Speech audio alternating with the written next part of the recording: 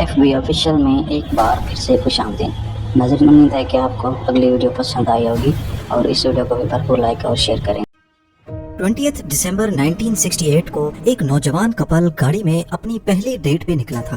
ان کو پرائیویسی چاہیے تھی، اسی لیے انہوں نے کیلیفورنیا میں ہارمن لیک کی طرف گاڑی موڑ دی۔ گاڑی میں 16 سالہ لڑکی بیٹی لو جینسن اور 17 سال کا لڑکا ڈیوڈ فراڈے دونوں اس بات سے بے خبر تھے کہ ایک اجنبی آدمی ان کا پیچھا کر رہا ہے۔ ابھی وہ لیک ہارمن کے پاس رکے ہی تھے کہ پیچھے سے اجنبی گاڑی آئی جس میں بیٹھے شخص نے ڈیوڈ اور بیٹی کو گاڑی سے اترنے کا کہا۔ جب انہوں نے منع کیا تو اس شخص نے ان کو ڈرانے کے لیے ان کی گاڑی کے پچھلے ویل پہ ایک فائر کر دیا۔ ڈر کے مارے ڈیوڈ اور بیٹی فوراً گاڑی سے نکل کر بھاگے، جس پر اس شخص نے ان دونوں کو گولی مار دی۔ ڈیوڈ کو سر پہ تو بیٹی کو 5 گولیاں اس کی پیٹھ پر لگی۔ اس سین کے بعد وہ شخص فوراً موقع سے فرار ہو گیا۔ یہی وہ دل دہلا دینے والا واقعہ تھا جس نے ایک بدنام زمانہ سیریل کلر کی تلاش کی شروعات کی۔ جی ہاں، ہم بات کر رہے ہیں زوڈیاک کلر کی۔ 20ویں صدی کے سب سے ڈراؤنے سیریل کلرز میں سے ایک ہے۔ 1960s اور 70s کے درمیان اس نے اپنے خوفناک حملوں سے پورے سین فرانسسکو کو ڈرا رکھا تھا۔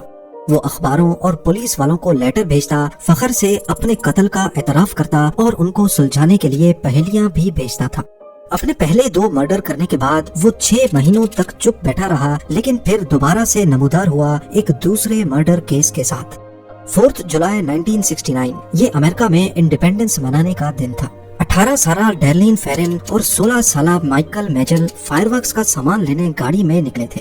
انہوں نے نوٹس کیا کہ کوئی اجنبی گاڑی ان کا پیچھا کر رہی ہے۔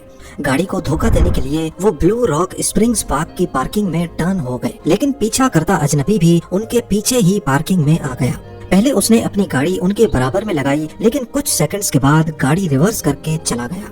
یہ دیکھتے ہوئے ڈارلین اور مائیکل نے ایک سکھ کا سانس لیا، پر یہ سکھ صرف کچھ ہی لمحوں کا مہمان تھا۔ اجنبی گاڑی دوبارہ سے آئی اور اس بار ان کی گاڑی کا راستہ بلاک کر کے پیچھے پارک ہو گئی۔ اس میں سے ایک شخص نکلا جس کے ہاتھ میں ایک پاورفل فلیش لائٹ تھی، جو اس نے ڈارلین اور مائیکل کے منہ پہ ماری۔ شروعات میں ان کو لگا کہ شاید کوئی پولیس آفیسر ہے، لیکن اس کے ساتھ ہی اس شخص نے ان دونوں پر گولیاں چلا دی اور فوراً گاڑی میں بیٹھ کر فرار ہو گیا۔ ڈارلین تو موقع پر ہی مر گئی، پر مائیکل زخمی حالت میں زندہ بچ گیا تھا۔ کچھ دیر بعد پاس موجود 3 بچوں نے پولیس کو بلا لیا۔ مائیکل نے قاتل کا چہرہ دیکھ لیا تھا، جس کی مدد سے پولیس نے بعد میں قاتل کا اسکیچ بنوا لیا۔ اس واقعے کا سب سے حیران کن مرحلہ یہ تھا کہ اسی دن قتل کے بعد رات کے 12:40 پر ویلیو پولیس ڈپارٹمنٹ کو ایک اجنبی شخص کی کال آتی ہے، جو وہ کسی فون بوتھ سے کر رہا تھا، پر اس نے کچھ بولنے سے پہلے ہی فون کاٹ دیا۔ یہ زوڈیاک کلر کی جانب سے پولیس کو کی جانے والی سب سے پہلی فون کال تھی۔ قریب 1 مہینے کے بعد 1 اگست 1969 کو زوڈیاک کلر نے 3 الگ الگ نیوز پیپرز کو لیٹر لکھے۔ اس نے لیٹر میں لیک ہارمن میں ہوئے مرڈرز اور انڈیپینڈنس ڈے پر بلو راک اسپرنگز پارک میں مرنے والی لڑکی کے قتل کی ذمہ داری بھی قبول کی۔ اپنی بات کو ثابت کرنے کے لیے اس نے کچھ ایسی ڈیٹیلز بتائیں جو صرف پولیس کو پتا تھی، جیسا کہ کون سی بلٹ فائر کی گئی تھی، کتنی گولیاں لگیں اور وکٹمز نے کون سے کپڑے پہن رکھے تھے۔ لیٹر کے ساتھ زوڈیاک کلر نے ایک انکوڈڈ میسج بھی ساتھ ہی بھیجا تھا، اور اس نے ڈیمانڈ کی کہ یہ سائفر اگلے دن نیوز پیپر میں چھپ جانا چاہیے، ورنہ وہ مزید قتل و غارت کرے گا۔ یہ انکوڈڈ سائفر انٹیلیجنس ایجنسیز کو ڈیکوڈنگ کے لیے بھیج دیا گیا، لیکن فی الحال یہ سائفر کریک نہ ہو سکا۔ اگلے دن نیوز پیپر میں سائفر پبلش ہونے کے بعد سین فرانسسکو سے تعلق رکھنے والے ایک کپل نے اس سائفر کو اسی دن کریک کر لیا۔ اس میں لکھا تھا، I like killing because it is so much fun. It is more fun than killing wild game in the forest because man is the most dangerous animal of all to kill. Cipher میں اس نے یہ بھی لکھا تھا کہ وہ after life میں blue کرتا ہے، اور جو لوگ وہ مار رہا ہے وہ مرنے کے بعد والی زندگی میں اس کے غلام بنیں گے۔ نیوز پیپر کو لکھے لیٹرز کے بعد 2 مہینے تک خاموشی رہی، پر زوڈیاک کلر ایک بار پھر سے نئے کیس کے ساتھ نمودار ہوا۔ 27 سپٹمبر 1969 کو ایک کالج کا کپل پکنک منانے بیریسا لیک کے کنارے پر موجود تھا۔ برائن ہارٹنیل اور سیسیلیا شیپرڈ۔ انہوں نے نوٹس کیا کہ ایک آدمی ان کے قریب آ رہا ہے۔ اس نے کالا ہڈ پہن رکھا تھا جس پر زوڈیاک کا سمبل بنا ہوا تھا۔ قریب آتے ہی زوڈیاک نے اپنی گن نکالی اور کپل سے پیسے اور گاڑی کی چابیاں مانگی۔ برائن کے پاس اس وقت 75 سینٹس تھے جو اس نے گاڑی کی چابی کے ساتھ اس کو دے دیے۔ اتنے میں اس نے برائن کو گاڑی کی چابی واپس کی اور بندوق کے زور پر ان دونوں کے ہاتھ رسی سے باندھ دیے۔ پھر اس نے اپنا چاقو نکالا اور دونوں پر کئی وار کیے۔ یہ سوچتے ہوئے کہ دونوں مر گئے ہیں، زوڈیاک کلر واپس گاڑی کی طرف گیا اور کپل کی گاڑی پر ایک میسج لکھ کر وہاں سے فرار ہو گیا۔ اس میسج میں جگہ کا نام، ڈیٹ، ٹائم اور ہتھیار کا نام لکھا تھا۔ پاس موجود ایک مچیرے کو کپل جب زخمی حالت میں ملا تو اس وقت ان کی سانسیں چل رہی تھی۔ ہاسپٹل لے جایا گیا لیکن سیسیلیا زخموں کی تاب نہ لاتے ہوئے چل بسی، جبکہ برائن بچ گیا جس نے پولیس کو واقعے کے بارے میں سب کچھ ڈیٹیل میں بتا دیا۔ اپنے پچھلے قتل کی طرح زوڈیاک نے اسی دن رات کو 7:40 پر پولیس کو فون کیا اور مرڈر کی ساری ڈیٹیلز بتا دی۔ یہاں پولیس نے زوڈیاک کی کارروائیوں میں ایک خاص پیٹرن ڈھونڈ نکالا تھا۔ پہلا، وہ صرف جوان کپلز کو ہی ٹارگٹ کرتا تھا۔ دوسرا، اس کے حملے ویکینڈز کو ہی ہوتے تھے یا چھٹیوں کے قریب۔ تیسرا، وہ یا تو رات کے اندھیرے میں حملہ کرتا تھا یا پھر شام کے وقت جب ہلکی ہلکی روشنی ہوتی ہے۔ چوتھا، وہ جو بھی قتل کرتا فخر سے اس کا اعتراف کرتا جیسے اتھارٹیز کو چیلنج کر رہا ہو۔ پانچواں، زیادہ تر مرڈرز وہیں کیے جاتے جو جانے مانے ڈیٹنگ پوائنٹس تھے۔ چھٹا، زیادہ تر مرڈرز گاڑی میں کیے جاتے، اور آخر میں ساتواں پیٹرن یہ تھا کہ زیادہ تر مرڈرز پانی کے قریب ہوتے تھے۔ ان 7 پیٹرن سے یہ ظاہر ہوتا ہے کہ شاید زوڈیاک محبت سے مایوس ہے یا اس کی لڑکیوں سے خاص نفرت ہے، کیونکہ پچھلے 3 میں سے 2 حملوں میں لڑکے بچ گئے تھے۔ حالانکہ پولیس کو اس بات کا علم نہیں تھا کہ زوڈیاک کا اگلا ٹارگٹ اس پیٹرن کو توڑنے والا ہے۔ پچھلے مرڈر سے صرف 2 ہفتے بعد 11 اکتوبر 1969 کو زوڈیاک نے پال اسٹین نامی ایک کیب ڈرائیور کو رات کے 9:30 بجے روکا اور اسے پریسیڈیو ہائٹس کی میپل اسٹریٹ جانے کو کہا۔ جب ڈرائیور اپنی منزل پر پہنچ گیا تو زوڈیاک نے پہلے گاڑی روکنے کا انتظار کیا اور پھر پال اسٹین کو پوائنٹ بلینک رینج سے شوٹ کر دیا۔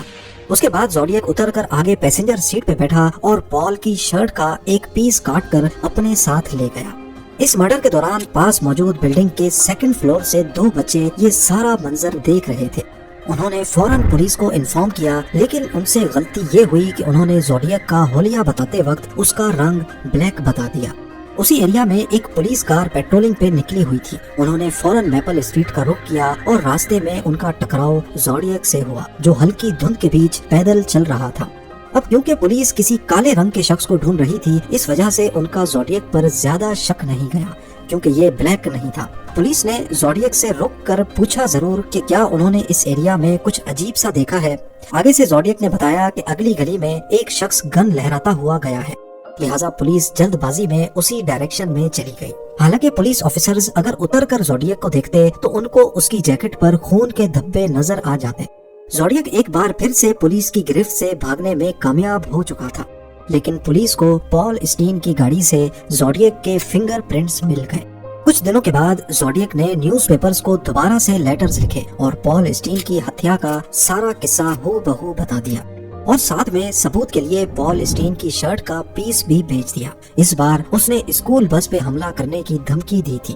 اس دھمکی سے پورے ایریا میں خوف کی لہر دوڑ گئی اور پولیس نے اگلے کئی ہفتوں تک ساری اسکول بسز کا پیچھا کرنا شروع کیا، لیکن اسکول بس پہ کبھی بھی کوئی حملہ نہیں ہوا۔ جن بچوں نے زوڈیاک کو دیکھا تھا ان کی مدد سے زوڈیاک کا ایک نیا فریش اسکیچ بنوا کر تمام ٹیکسی ڈرائیورز کے بیچ پھیلا دیا گیا، پر اس بار زوڈیاک ایک نئے طریقے سے میدان میں اترا۔ ٹیکسی ڈرائیور کو مارنے کے ٹھیک 10 دنوں کے بعد 22 اکتوبر 1969 کو زوڈیاک نے اوکلینڈ پولیس ڈپارٹمنٹ میں فون کیا اور کہا کہ وہ میلون بیلی، جو کہ اس وقت ایک جانے مانے وکیل تھے، ان سے ٹی وی شو میں بات کرنا چاہتا ہے۔ یہ چینل 7 کا ٹاک شو تھا جو اس دن وقت سے پہلے ہی شروع ہو گیا۔ کچھ دیر ویٹ کرنے کے بعد زوڈیاک نے کال کی لیکن فون کاٹ دیا۔ جب اگلی بار اس نے فون کی تو یہ کال زیادہ ٹائم تک چلی۔ اس کال میں زوڈیاک نے اپنا نام سیم بتایا۔ پورے شو کے دوران 35 بار اس نے کالز کی، جن میں سے صرف 12 ہی آن ایئر ہوئی۔ کالز کے دوران وکیل نے کچھ سوالات کیے جس پر سیم الٹے سیدھے ہی جواب دیتا رہا۔ بعد میں معلوم پڑا کہ یہ زوڈیاک نے کال ہی نہیں کی تھی، کیونکہ جن لوگوں نے زوڈیاک کی اصل آواز سن رکھی تھی ان سب نے کہا کہ یہ زوڈیاک کی آواز نہیں ہے۔ انویسٹیگیشن سے معلوم پڑا کہ یہ کال نیپا اسٹیٹ ہاسپٹل میں موجود کسی مینٹل پیشنٹ نے کی تھی۔ ٹی وی شو ڈرامہ کے چند ہفتوں کے بعد نیوز پیپرز کو زوڈیاک کی طرف سے 2 اور لیٹرز ریسیو ہوئے۔ ان لیٹرز کے بیچ میں ایک انکوڈڈ سائفر تھا جو وہ نیوز پیپر میں دوبارہ سے پبلش کروانا چاہتا تھا۔ پہلا سائفر جو کہ ایک ہی دن میں کریک ہو گیا تھا، اس بار والا کافی زیادہ مشکل تھا جو اگلے 50 سالوں تک ڈیکوڈ نہیں ہو سکا۔ चंद साल पहले 2020 में 3 कोड ब्रेकर्स ने कंप्यूटर सॉफ्टवेयर की मदद से इस साइफर को डी कोड किया। इस साइफर में ज़ोडिएक ने अपने बारे में तो कुछ नहीं बताया, ना ही और कुछ इम्पोर्टेंट क्लू दिया, बल्कि ये जरूर कहा कि टीवी टॉक शो में कॉल करने वाला कॉलर मैं नहीं था। जबकि साइफर के साथ जो लेटर उसने न्यूज़पेपर एडिटर के नाम लिखे थे, उसमें पुलिस को आखिरकार एक क्लू मिल ही गया। वो इस बार पुलिस को धमकी दे रहा था कि उसने एक बॉम्ब बना लिया है जो उसकी बेसमेंट में पड़ा है। कई पेजेस पे लिखे इस लेटर में काम की सिर्फ यही एक चीज थी।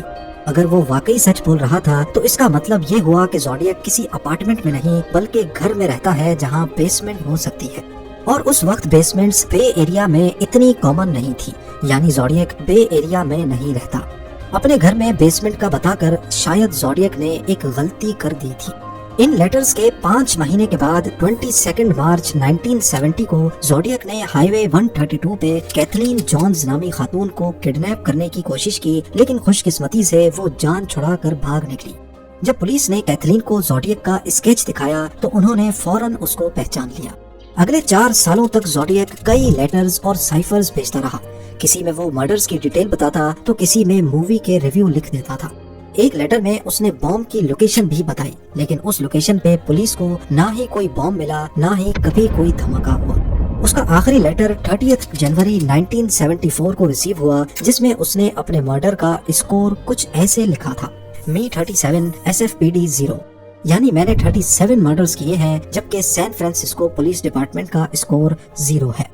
पर पुलिस का कहना था कि ज़ोडिएक एग्जेजरेशन में ज्यादा नंबर्स बता रहा है, जबकि उसके तरीके से किए जाने वाले मर्डर्स की तादाद सिर्फ 5 है।